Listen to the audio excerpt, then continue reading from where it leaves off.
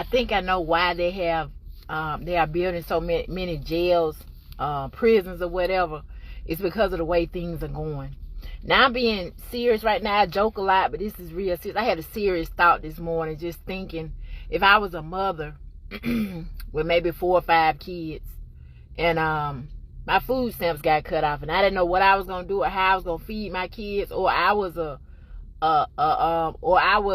man that had a family and we were surviving our food stamps, me and my wife, however we had it. I'm just saying, I was just thinking in my head, what would the average person do with kids that need to feed their kids, and these food stamps have stopped coming, or they cut off, and I got a lot of mouths to feed.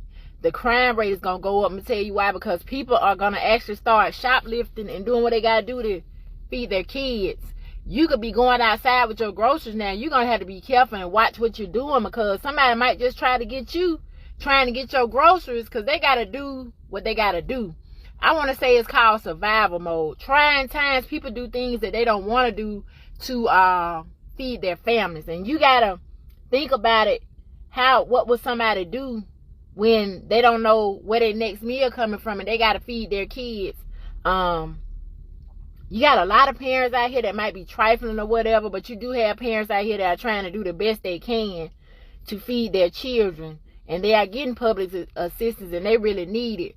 But I'm just thinking, at the end of the day, y'all, is this a setup? Because they're building a lot of prisons all over everywhere, and with everything going on, when do people commit the most crimes? To be honest, when do people commit the most crimes?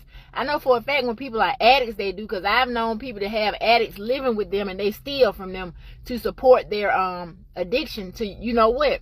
So I just want to know, what do you think is going to happen this year when people's food stamps and stuff start getting cut off? What do you think is going to happen? How are these people going to feed their children? And what kind of extremes are people going to go to feed their children, to make sure their children are fed? I'm just saying, is this a setup?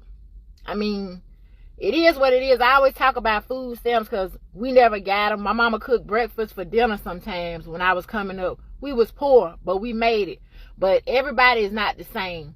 What do you do when your back is against the wall and you got mouths to feed, no help, no food stamps, no nothing? What do you do? This is going to be an interesting year. And let's not talk about Christmas. Let's not even go there.